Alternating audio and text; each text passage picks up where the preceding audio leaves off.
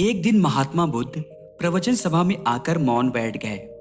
उनके सारे अनुयायी इस मौन के कारण से चिंतित हुए कि कहीं महात्मा बुद्ध बीमार तो नहीं हैं।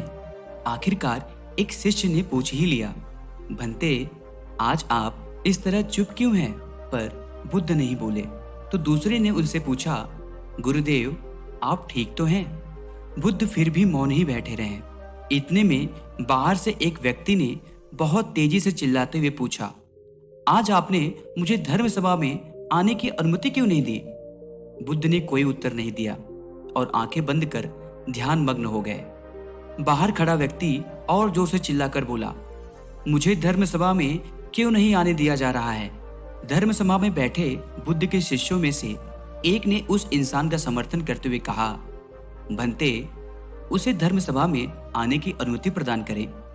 महात्मा बुद्ध ने आंखें खोली और बोले, नहीं, उसे अनुमति नहीं दी जा सकती क्योंकि वह अछूत है।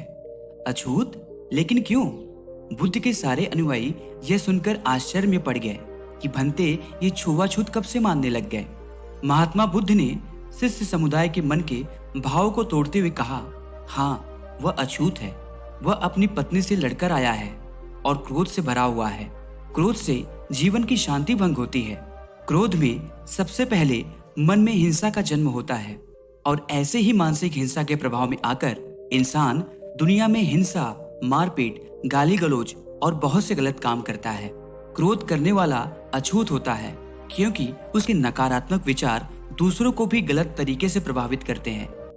महात्मा बुद्ध बोले, उसे आज धर्म सभा से बाहर ही रहना चाहिए। उसे आज धर्म सभा से बाहर ही खड़े रहकर पश्चाताप की अग्नि में तपकर शुद्ध होने दो। शिष्यगण समझ गए कि अस्पृश्यता, अनटचेबिलिटी क्या होती है और सही मायनों में अछूत कौन होता है। बुद्ध की यह बात सुनकर उस व्यक्ति को भी बहुत पश्चाताप हुआ। उसने कभी भी क्रोध ना करने की कसम खाई। तब जाकर बुद्ध ने उसे धर्म सभा में आने की अनुमति प्रदान की। दोस्तों, इस कहानी से हमने यह सीखा कि किसी भी इंसान के अछूत होने का आधार उसका जन्म या धर्म नहीं, बल्कि उसके कर्म और विचार होने चाहिए। यदि किसी इंसान के कर्म की वजह से किसी प्राणी को नुकसान होता है, वह समाज का अहित होता है, तो वह इंसान अछूत है। दोस्तों, अगर आपको ये वीडियो दिल से अच्छी लगी हो तो मुझे पूरा भरोसा है कि आप चैनल को सब्सक्राइब जरूर करेंगे। मिलते हैं अगले वीडियो के साथ। धन्यवाद।